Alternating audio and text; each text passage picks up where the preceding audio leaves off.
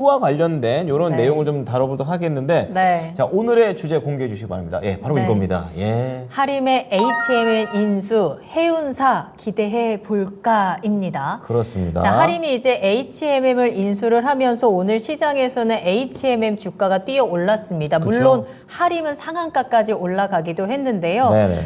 HMM이 뭐 오늘뿐만 아니라 이러한 기대감이 최근에 조금씩 상승하는 모습들 나타내고 있어요. 그러다 보니까 다시 한번 흠슬라가 가능하지 않을까. 이런 기대감들도 시장에는 조금씩 나오고 있는 것 같습니다. 네. 그래서 지금이라도 내년 이제 업황들을 좀 고려를 했을 때 내가 내 포트에 해운주를 하나쯤 담아야 되느냐 말아야 되느냐 이 부분을 한번 이야기를 해보면 좋을 것 같아요. 그렇습니다. 자, 그래서 오늘 우선은 우리 김영일 전문가부터 해운사 포트에 편입할까요? 말까요? Yes or no?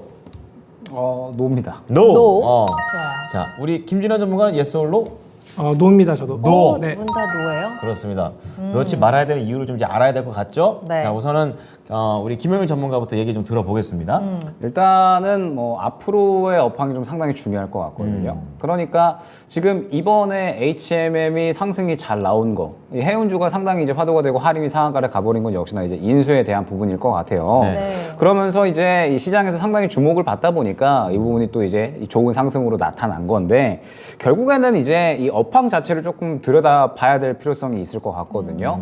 지금 이제 업황에 대한 이제 이야기를 한다라고 했을 때 워낙에 이제 좋았었던 때가 있잖아요. 코로나 이후에 보복 심리에 대한 이런 이제 이 보복 심리가 막 올라오면서 이제 또 어느 정도 계속해서 사람들이 물건을 많이 샀잖아요. 네. 그러면서 그때 당시에 물동량이 확 올라오고 그러면서 해운 업황이 그야말로 이제 활활 타오르던 그런 이제 시기가 있었습니다.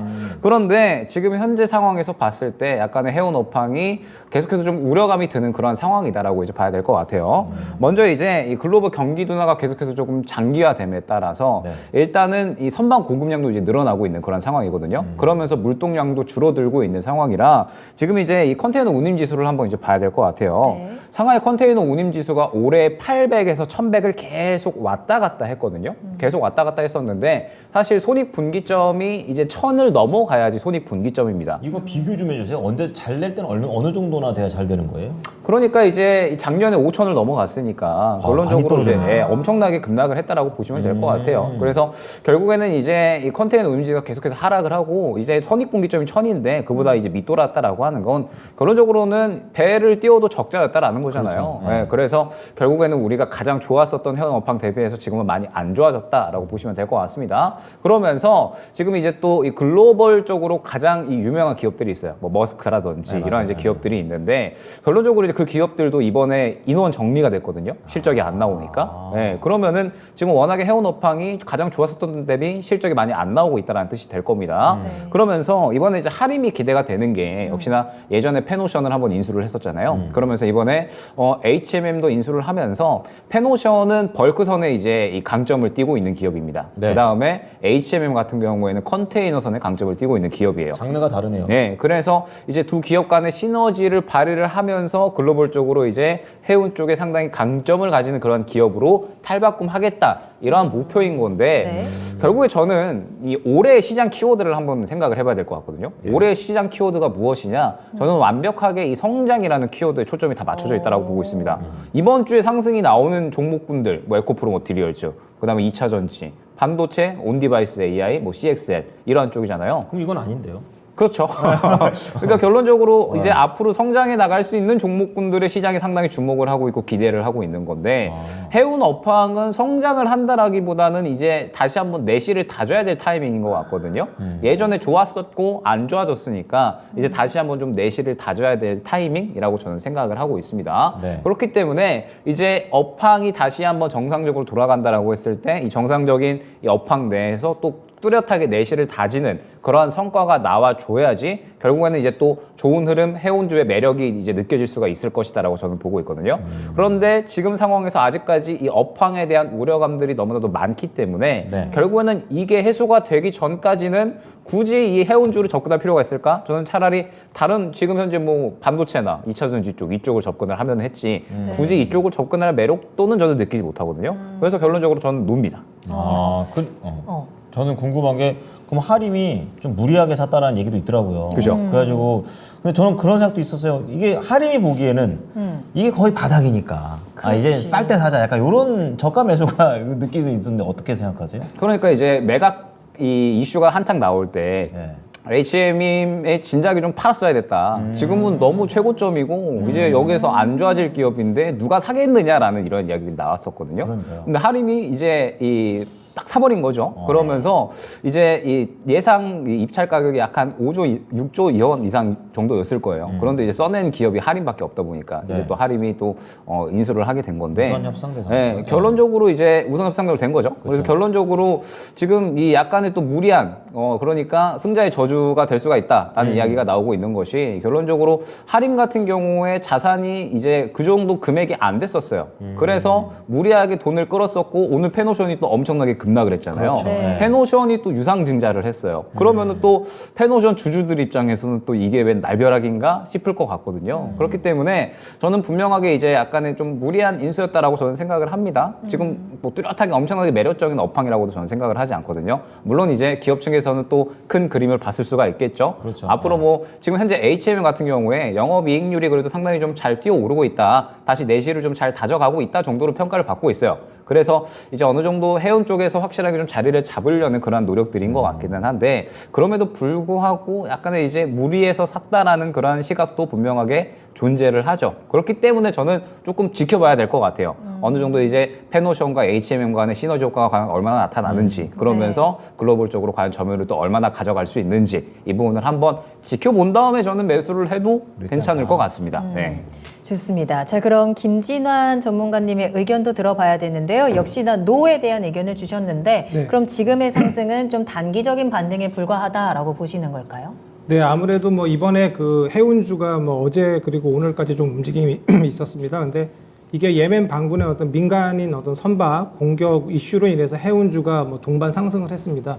뭐 테마주 뭐 대장인 흥하해운이 뭐 상승세가 되게 높았지 않습니까? 그래서 이런 것들이 테마성으로 간다라는 어떤 뭐 증거일 수도 있고요. 그리고 이제 오늘 이제 하림하고 이제 하림 지주가 뭐 강한 상승이 나왔습니다. 뭐 아시다시피 HMM 인수권으로 뭐 제가 새벽에 뉴스를 뭐 체크를 하는데 하림의 어떤 HMM 인수권으로 한 기사가 한 4, 50개 되더라고요. 그러니까 그만큼 되게 이슈가 되게 컸습니다. 이 밤 사이에. 그래서 오늘 뭐 강하게 상승을 시작해서 뭐 상한가로 마감하는 그런 모습도 나왔는데요.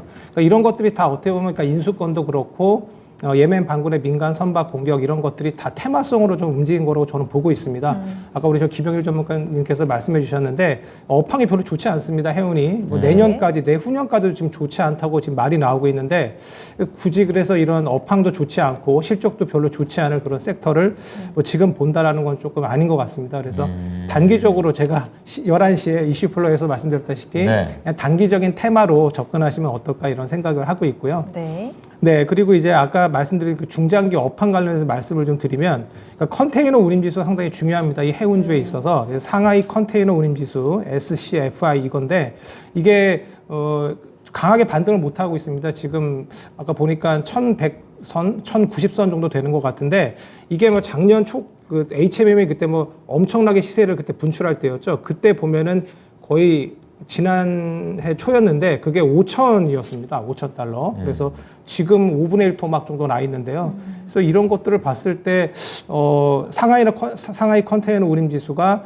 좀 반등할 때쯤 차라리 보는 게 어떨까. 예, 네. 지금 지금 박스권이거든요. 1,100선도 못 넘고. 그래서 그런 부분을 보시고 해운주는 접근하시면 좋을 것 같다는 그런 생각이고요. 그리고 뭐 이제 올해 3분기 HMM 영업 실적 같은 거 봤을 때 한 758억입니다. 근데 지난해 보면 2조 6,400억 원입니다. 그러니까 2조에서 700억 네. 대로요? 97% 감소했습니다. 네. 그리고 근데 이게 뭐 HMM뿐만이 아니라 뭐 지금 글로벌 선사 덴마크 머스크, 그다음 뭐 이스라엘 선사 짐 라인, 뭐 대만, 그래요? 예, 모두 다 적자 전환을 했습니다. 그래서 지금 여기에 이제 저희 지금 올 초 점유율 기준 세계 1, 2 이제 해운사들이 있습니다. 스위스, MSC, 뭐 덴마크, 머스크.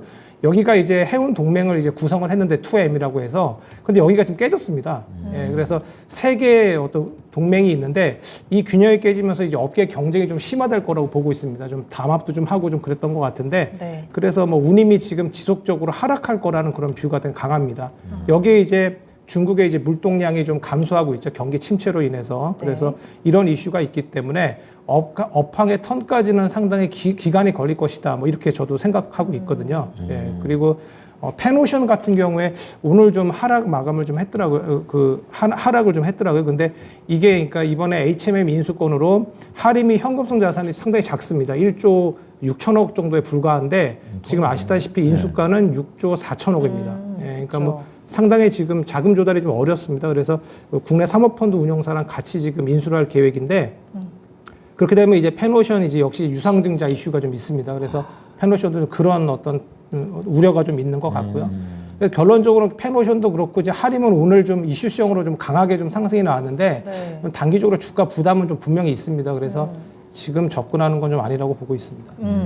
말씀해주신 것들을 이제 양쪽에 모두 다 의견을 종합해 보면 지금 흐름이 그렇게 긍정적이거나 앞으로의 전망이 밝아 보이지는 않는데 여러 가지 이슈로 지금 뛰어 올랐거든요. 특히나 할인 같은 경우는 자금 부담이 있다라는 부분들을 짚어주셨는데 그래서 채팅창에 우상향님께서 아니 근데 자금 부담이 있다고는 하는데 오늘 왜 상한가까지 올라간 것이냐 이런 질문이 있어요. 할인이 이렇게 특별히 더 상한가까지 좀 크게 슈팅이 나왔던 데는 이유가 있을까요? 네, 아무래도 좀 저가권에서도 반등세도 있고요. 네. 그리고 제가 일정이나 재료 매매를 좀 많이 하는데 뉴스가 엄청나게 많았습니다, 아침에. 네. 예, 그래서 어떤 수급이 좀 몰린 거 아닌가 뭐 이런 생각을 좀 하고 있고요. 네, 아무래도 뭐 장기적인 이런 업황 같은 거 보시면 절대 매수하지 못할 것 같은데 네, 근데 어떤 이슈성으로 좀 강하게 간 게 아닌가 이렇게 생각을 하고 있습니다. 아, 그렇다면 이 해운주들을 지금 가지고 계신 분들이라면 조금 빠르게 대응하는 전략들도 좀 필요할 것 같습니다. 네.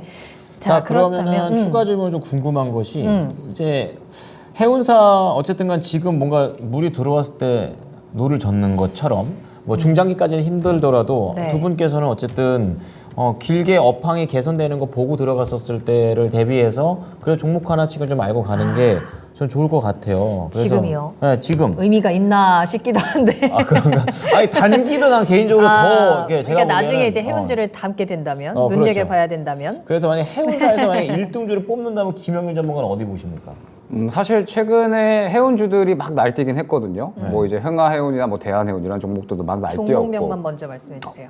HMM입니다. HM에 가져가요? 아, 만약에 산다면? 네. 알겠습니다. 그럼 김진원 전문가님은 어디로 가세요? 네, 저도 HMM. 그래요? 네. 같은 그럼 거네. 결국에는 만약에 업황이 회복된다면 HMM이 다시 흠슬라 갈 수 있나요? 뭐 흠슬라까지는 아니고. 아니에요? 네, 저는 그냥 단기적으로만 보셨으면 하는 마음에. 그러니까 사실 지금 해운주 중에 저는 HMM밖에 살 게 없는 것 같아요. 지금 이 해운주 중에서. 이게 제일 좋다라기보다는 그렇죠. 그러니까 대한해운이나 뭐 흥하해운 같은 이런 두 종목 같은 경우에는 완전하게 테마성 움직임을 띠는 이 덩치 작은 종목들이고 네. 그나마 저는 이제 실적에 따라서 그래도 긍정적으로 좀 탄탄하게 움직이는 게 이제 HMM과 펜오션이라고 봤는데 펜오션은 유상증자 이슈 때문에 오늘 급락을 해버렸고 HMM 같은 경우에는 그래도 그림이 약간은 다르거든요.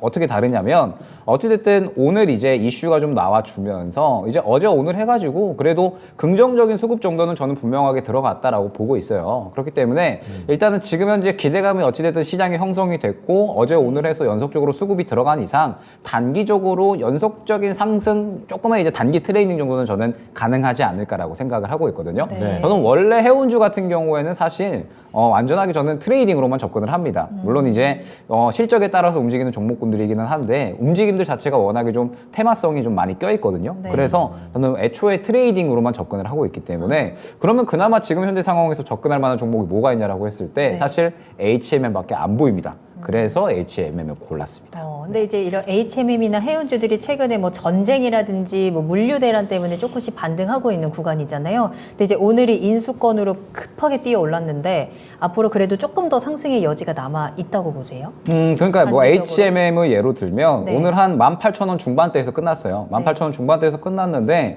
수급이 그래도 들어가 줬으니까 한 2만 원 초반 구간까지는 트라이 정도는 해주지 않을까. 다음 매물 구간 정도 네. 2만 원에서 한 2만 1,000원 정도까지는 딱 짧게 보고 매매할 만한 구간까지는 왔다 정도로 생각을 하고 있습니다. 알겠습니다. 자, 그럼 전문가님께서도 똑같이 HMM인데 네. 이 부분도 뭐 가격 전략까지 좀 간략하게 주신다면 어떻게 할까요? 네, 저는 HMM 같은 경우에 뭐 단기적으로 좀 차트적으로는 좀 괜찮긴 하네요. 좋긴 좋은데 네. 저는 이렇게 중장기적으로 이제 이 컨테이너 선을 하는 이제 HMM이 이제 펜오션의 이제 벌크 선을 이제 하거든요. 그래서 요 종합 어떤 물류 기업으로 이제 뭐 탈바꿈한다라는 그런 점, 그래서 중장기적으로 조금 좋게 보고 있습니다. 그래서 시너지 효과도 좀 있을 것 같고요. 동종 해운사를 인수했기 때문에 그래서 그런 부분에서 저는 뭐 HMM이 좋다고 생각을 한 거고요. 좀 중장기적으로요. 네. 그리고 요게 이제 하림 같은 경우에는 이제 자산이 42조 8천억 원에 달하는 이제 완전히 종합 물류 기업으로 이제 됩니다. 그래서 지금 재계한 27위 정도 되는데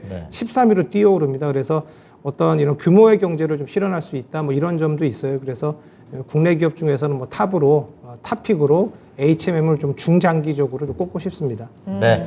자, 오늘은 HMM과 관련해서 되게 많이 얘기가 지금 나오고 있는 그런 모습입니다. 오늘의 얘기 좀 정리를 좀 해드리겠습니다. 네. 두 분 모두 다 이것과 관련해서는 노라는 의견을 주셨습니다. 지금 사실은 말자라는 관점이시고 업황 자체가 해소가 되었을 때, 그러니까 상하이 컨테이너 운임 지수가 이제 바닥을 찍고 올라가는 걸 보고 들어가자고 얘기를 하셨고, 네. 뭐 이 해운주로 넓게 봤었을 때도 뭐 단기가 됐든 중장기로 봤을 때 봐도 HM이 가장 좀 매력적인 포인트가 있다고 하니까 우선은 넣어두고 지켜는 봐야 될 것 같습니다.